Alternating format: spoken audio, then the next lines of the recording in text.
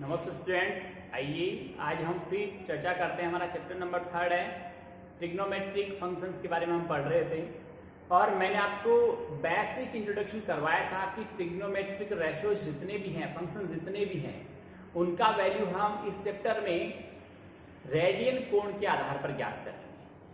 तो मैंने आपको एक ट्रायंगल की सहायता से ये समझाया भी था, ये भी बताया था कि किस तरह से कौन सा जो वैल्यू है वो हम ज्ञात कर सकते हैं। मैं आपको एक डायग्राम के थ्रू बताया था, वो आज फिर से बनाता हूं।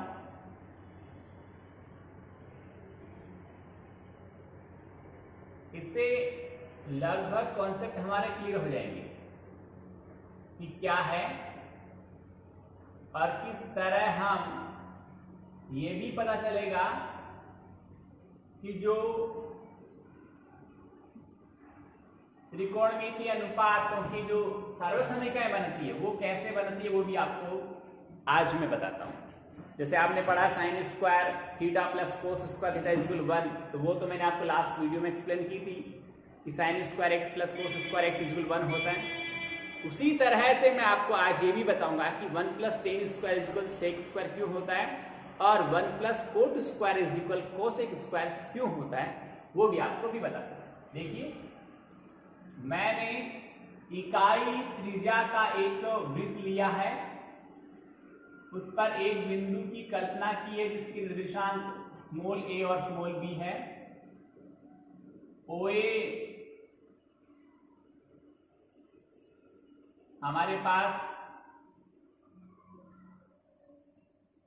त्रिज्या है, OP भी त्रिज्या है, वो इकाई त्रिज्या का वृत्त, इसलिए OP का वैल्यू 1 होगा, OA भी 1 है, OB भी 1 है, OC और OD भी 1 ही है। अब यहां देखना क्या था कि लास्ट वीडियो में जहां मैंने टॉपिक छोड़ा था वो छोड़ा था कि पूर्ण परिक्रमण के बाद यदि हम प्रारंभिक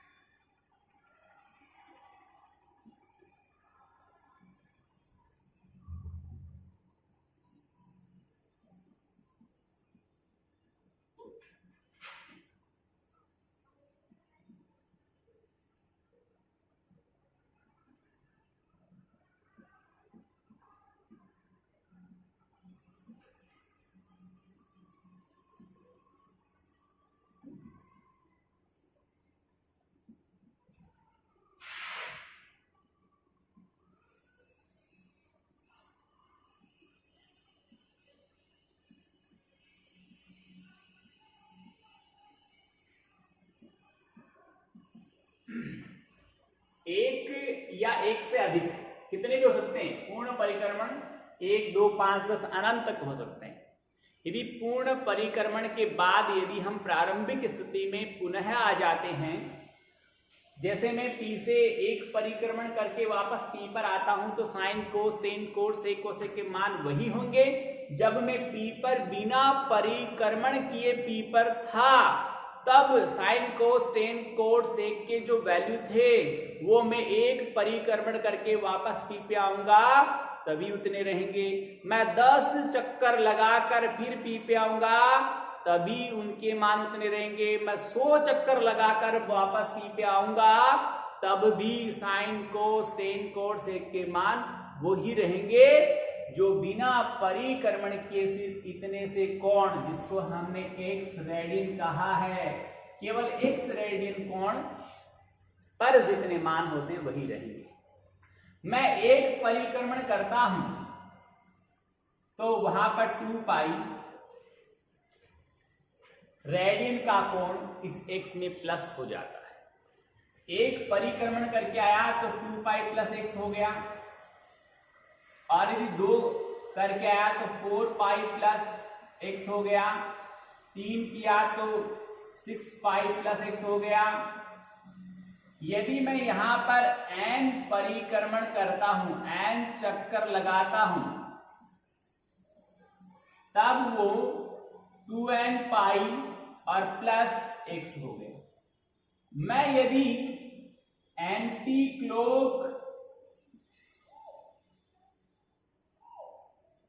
परिक्रमण करता हूं तो 2n पाई प्लस होगा, और यदि मैं क्लॉकवाइज परिक्रमण करता हूं तो 2n पाई माइनस x होगा।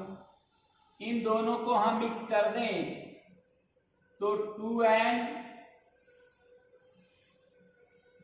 Pi plus minus x plus है एंटी क्लॉक धनात्मक कोण के लिए, माइनस है क्लॉकवाइज ऋणात्मक कोण के लिए।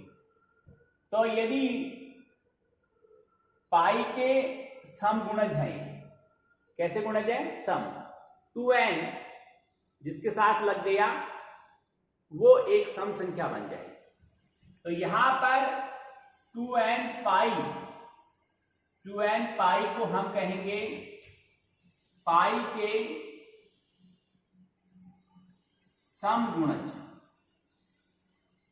2, 4, 6, 8, 10, यहां पर 1 पाई 3 पाई ऐसा नहीं आएगा। तो ये हो गए पाई के सम गुणज। और पाई के सम गुणज पर याद रखना, किसी भी त्रिकोणमितीय फलन का मान नहीं बदलता है, किसी भी ट्रिग्नोमेट्रिकल फंक्शन का वैल्यू चेंज नहीं होता है। अब हम बात करेंगे पाई के विषम गुणज।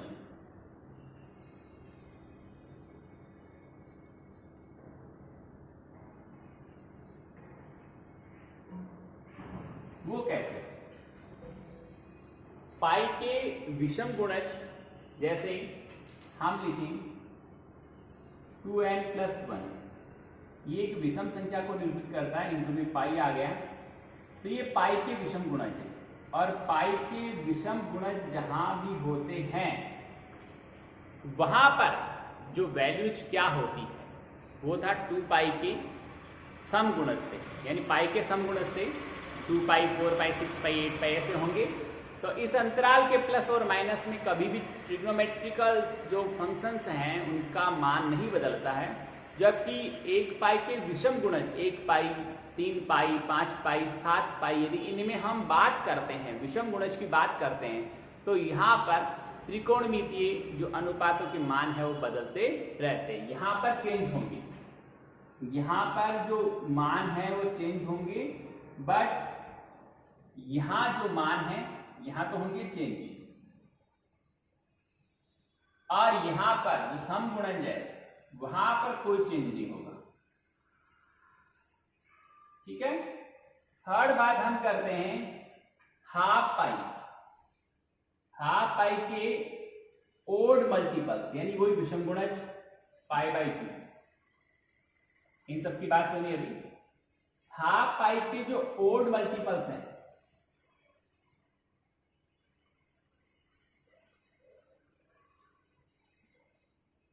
अभी पहले पाई की बात कर रहे थे, अब हम हाफ पाई की बात करते हैं। हाफ पाई के ओड मल्टीपल्स, ये सारा वीडियो ढंग से देखिए, याद रखिए इसको।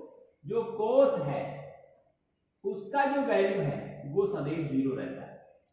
हाफ पाई के ओड मल्टीपल्स पर कोस का वैल्यू सदैव 0 रहता है। कारण क्या है जरा देखो। ओड मल्टीपल यानी 1, 3, 5, 7, समझना देखना, ये आधा पाई है, ये भी आधा पाई है, तो आधा और आधा कितनी बार हुआ? 2 बार। यहां पहुंचते हैं तो 2 बार आधे पाई होते हैं। 2 बार मतलब आधे पाई का समगुणज हो गया। यहां 1 बार आधा पाई, 2 बार आधा पाई, 3 बार आधा पाई, 4 बार आधा पाई। 4 बार आधा आधा पाई मिलता है तो 2 पाई बन जाता है। तो देखना यहां पर 1, 2, 3, 4, 5, 6, 7, 8, 9, 10, 11। तो यहां पर क्या रहा? 1, 3, 5, 7, 9, 11, इस तरह से तो जब यहां और यहां आता है बिंदु, तब उस पर कोस का वैल्यू क्या आएगा, 0 होता है। और यहां आने को हम बोलते हैं आधे पाई के विषम गुणज, हाफ पाई के ओड मल्टीपल्स पे कोस का वैल्यू सदैव 0 रहता है। ये मैंने लिख दिया आपको। फिर मैंने यहां आपको क्या बताया, साइन की बात करें तो देखना यहां पर एक 0 पाई 1 पाई, देखना यहां 0 पाई 1 पाई, यहां पर 1 भी होता है, 3 5 7 9, यानी देखना 2n प्लस 1 और इंटू पाई, इसके लिए जो साइन जो है वो सदैव 0 रहता है। और आधे पाई के समगुणज पर भी पाई के समगुणज पर भी 0 रहता है।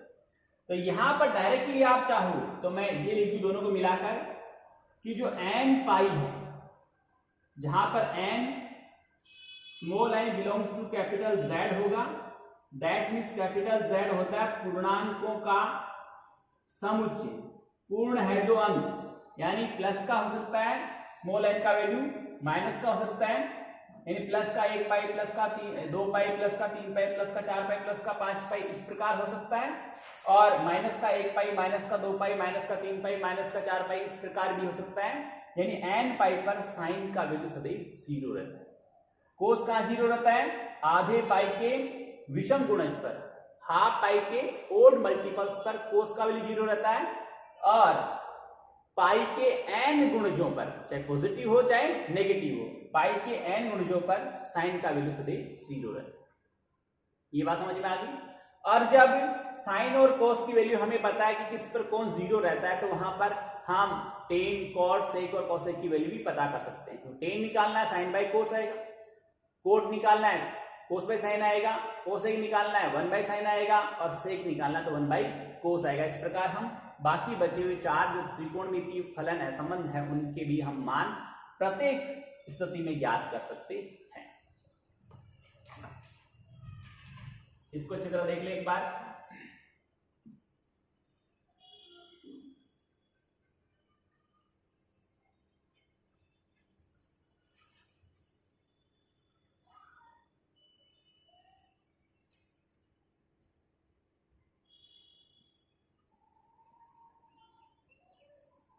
मैं आपको बता रहा था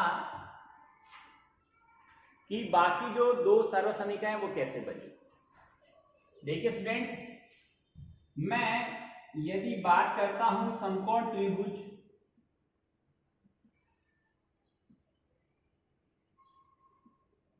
OMP की, उसमें मैं tan x का वैल्यू ज्ञात करता हूं। tan बराबर लंब बटे आधार होता है, लंब तो b है और आधार a है। यहां पर sec x ज्ञात करता हूं, sec बराबर कर्ण बटे आधार होता है, कर्ण 1 है और आधार स्मॉल a। तो देखिए यहां जो सर्व समीकरण बन रही है कि 1 प्लस b बाई a का whole square is equal 1 by a का होल स्क्वायर बन रहा है। सर कैसे बनी जरा बताना। यहां देखिए 1 प्लस ये हो गया b square by a square, ये हो गया 1 बाई a स्क्वायर। इस स्टेप को मैंने सोल्व किया तो ये लिखा, इसका लघुत्तम लेता हूं तो a square plus b square और बाई a स्क्वायर और उधर 1 by a square. a square plus b square का वैल्यू हमने 1 लिया है, अभी भी 1 ही दिख रहा है। a square plus b square, Aadhaar square plus लंब स्क्वायर बराबर होना चाहिए कर्ण स्क्वायर के। तो a square plus b square का वैल्यू किसके बराबर आ रहा है, 1 के बराबर। तो यहां ऊपर लिख दूंगा मैं 1, तो 1 बाई a स्क्वायर और इधर भी 1 बाई a स्क्वायर, दोनों क्या हो गए, समान हो गए। मैं वापस यहां वैल्यूज रखता हूं, 1 प्लस बी बाई ए किसके बराबर था, बी बाई ए बराबर था 10 के। देख लेना आराम से, बी बाई ए किसके बराबर था 10 के। तो 1 प्लस बी बाई ए का मीनिंग हो गया 10 स्क्वायर एक्स, और इज इक्वल 1 बाई ए किसके इक्वल था, सेक है, तो इज इक्वल आ गया सेक स्क्वायर एक्स। ये हमारी दूसरी जो आइडेंटिटी होती है, सेकंड जो सर्व समीकरण होती है, वो 1 plus 10 square x is equal sec square x होती है। ऐसे ही आप कोट का वैल्यू पता करेंगे तो कोट आधार बटे लंब होता है तो बी बाई ए आएगा, तो यहां पर 1 plus cot square is equal cosec square, तीसरी सर्व समीकरण भी आप ज्ञात कर सकते हैं। स्टूडेंट्स आगे देखते हैं हम।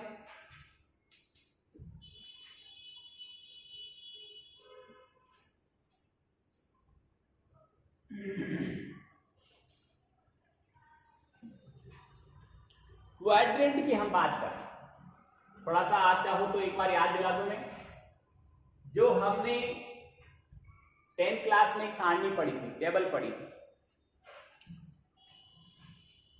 उस टेबल में हमने 0 से 90 तक पढ़ा था। आज थोड़ा आगे बढ़ा देता हूं, आप चाहो तो उसको।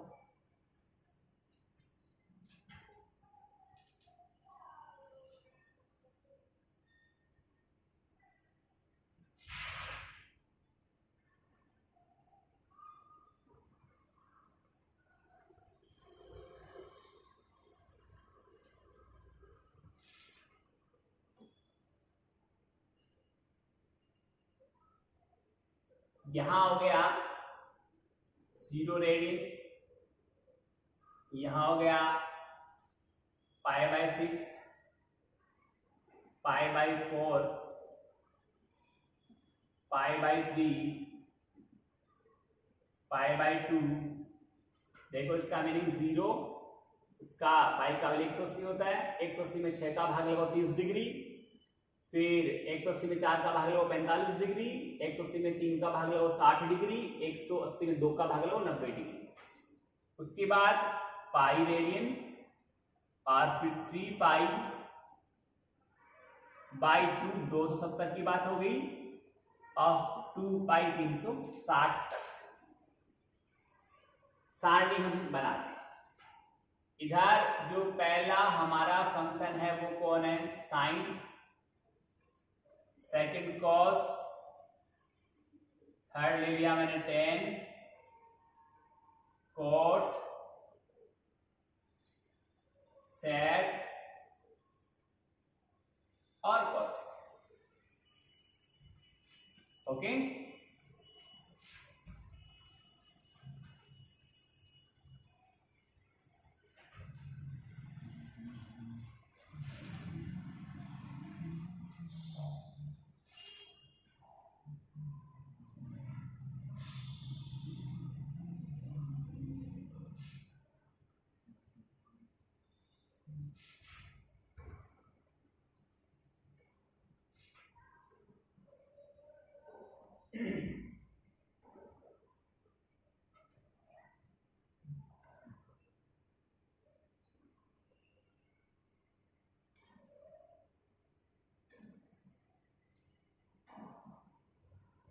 देखिए यहां तक की जो 90 तक की टेबल है वो तो आपको आती होगी, नहीं आती तो आनी चाहिए, इट इज मस्ट।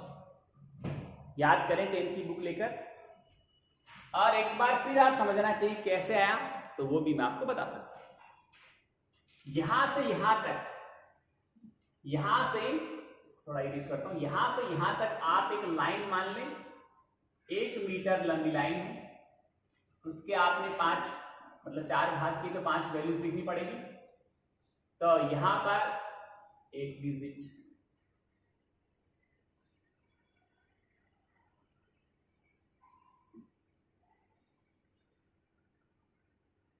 ओके, यहां उसका हाफ आ गया, आधा, ये उसका 3/4 हो गया, और ये 0 है, इसको 0 को यहां लेता हूं और इस 1 को यहां ले लेता हूं, ओके, और ये इसका 1/4 हो गया। उसके 5 वैल्यूज ली तो उसके 4 भाग हो गए, 1 2 3 और 4। ये जो 0 π/4 π/2 3π/4 और 1 है, इनके स्क्वायर रूट लेना।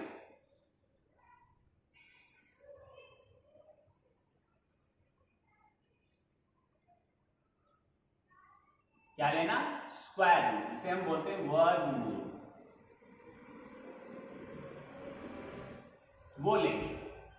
0 का वर्गमूल 0 और 1/4 का 1/2 और 1/2 का 1/√2 और 3/4 का √3/2 और 1 का वर्गमूल 1 होता है।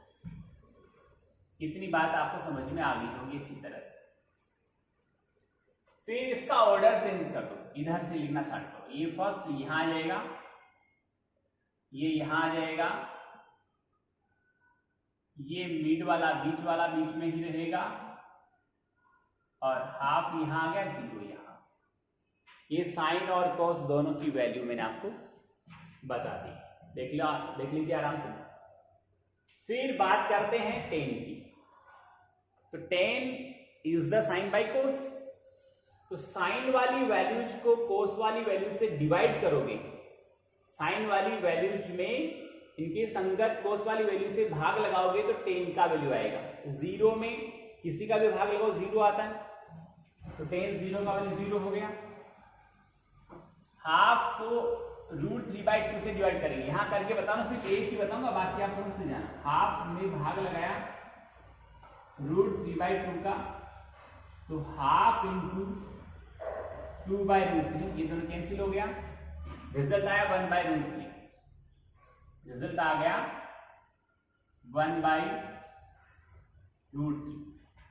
यह सेम वैल्यू है इसलिए रिजल्ट आया 1, यहां आया ओनली √3 और यहां आया इनफाइनाइट।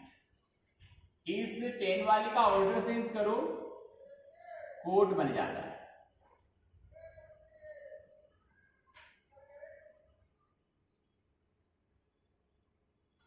और ये 0 हो गया। sec is the inverse of cos। sec is equal 1/cos होता है। तो आप क्या करेंगे, cos वाली वैल्यूज का रेसिप्रोकल करेंगे, उल्टा करेंगे, अंश को हर और हर को अंश बनाएंगे तो एक ही रहेगा। ये 2/√3 हो गया, रेसिप्रोकल व्युत्क्रम करेंगे, अंश को हर बनाएंगे, हर को अंश बनाएंगे। √2/1, नीचे 1 लिखने की जरूरत नहीं, यहाँ 2 और यहाँ पर हो गया इनफाइनाइट। इसका ऑर्डर चेंज कर दें, cos 1 बन जाएगा। ज्यादा सरपची की जरूरत नहीं है, बिल्कुल आराम से छोटा सा ट्रिक पकड़ लें, फिर आप कंप्लीट टेबल फटाक से बना सकते हैं। ये 90 तक का हो गया, π/2 रेडियन तक का टेबल हो गया। उसके आगे बढ़ते हैं, यहां पर पाई, साइन के लिए पाई की जो बात आई थी, तो पाई 1 पाई हो, चाहे 2 पाई हो, चाहे 3 पाई हो, 4 पाई, 5 पाई, सब पे साइन का वैल्यू 0 रहता है। आधे पाई की जब विषम गुणज है यहां पर और यहां पर, तो यहां पर देखना, मेरी बात सुनना, यहां पर साइन रहता है प्लस का और यहां साइन रहता है माइनस का। 3π/2 का मतलब ये हो गया, यानी 270 हो गया। 3π/2 का मीनिंग होता है 270 डिग्री। वो यहां पर आता है, यहां पर साइन देख लो आराम से, मैं इस सारे में समझा दूं आपको। यहां साइन प्लस होता है, जब भी आप 5 चक्कर 50 चक्कर लगाकर यहां पहुंचोगे साइन पॉजिटिव मिलेगा, यानी साइन की वैल्यू यहां 1 मिलेगी पॉजिटिव और यहां मिलेगी नेगेटिव 1। ऐसे ही cos की यहां पॉजिटिव और यहां नेगेटिव। चाहे आप कितने ही चक्कर, कितने ही परिक्रमण करके, कितने ही रिवोल्यूशन करके आप यहां पहुंचोगे तो cos की वैल्यू +1 ही मिलेगी और यहां -1 मिलेगी। कितने ही परिक्रमण करके आप यहां पहुंचोगे साइन की वैल्यू +1 मिलेगी और यहां साइन की वैल्यू -1 मिलेगी। और जहां साइन 1 है वहां cos 0 है, चाहे साइन प्लस का 1 है चाहे माइनस का 1 है, वहां cos की वैल्यू 0 होगी। जहां cos चाहे प्लस का 1 है चाहे माइनस का 1 है, साइन की वैल्यू 0 होगी। ये थोड़ा सा ट्रिक आप ध्यान में रख लीजिए। आगे बढ़ता हूं, यहां पर साइन -1 है और यहां पर वापस 0। 1 पाई 2 पाई 3 पाई 4 पाई 5 पाई 6 पाई 10 पाई अनंत पाई पर साइन का वैल्यू 0 होता है। आप cos की बात करें, पाई के ऊपर cos का वैल्यू -1, अभी मैंने बताया, पाई के ऊपर -1 हो गया। 3π/2 यहां पर ये 0 हो गया। मैंने ये बताया जहां पर साइन और cos, देखो साइन का वैल्यू यहां पर क्या था 0 था तो कोस 1 था, यहाँ साइन का वैल्यू 1 था तो कोस 0 था। जब जहां पर साइन और साइन प्लस का या माइनस का 1 होता है वहां पर कोस का वैल्यू 0 होगा, जहां कोस का वैल्यू प्लस या माइनस का 1 होता है वहां साइन का 0 होगा। तो यहाँ देखो सिंपल सी बात है, लिखी हुई है, यहाँ पर साइन का वैल्यू क्या है, -1 है तो 0 होगा, और ये 0 है तो 1 हो जाएगा। ठीक है, चलने दे आगे।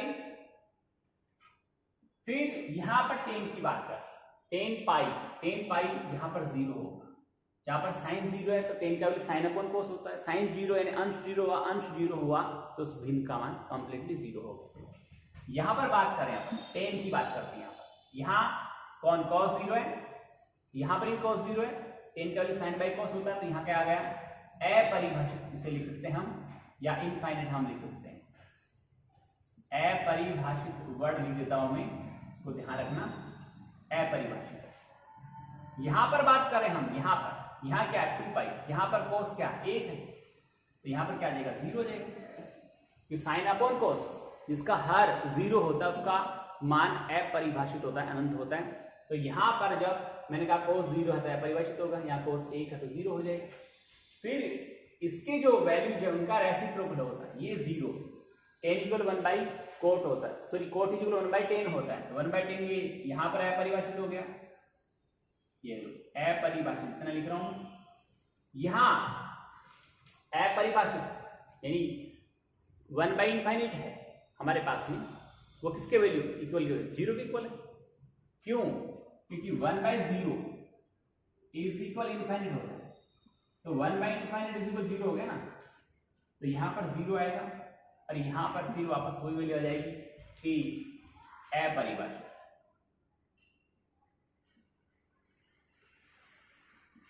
ओके, और फिर सेक इसका रेसिप्रोकल होता है, किसका, कोस का, ये कोस कहां गया, ये रहा, यहां पर माइनस का होगा, देखिए -1 रहेगा, और यहां 0 है तो यहां अपरिभाषित हो गया, और यहां पर 1 है तो यहां 1 होगा।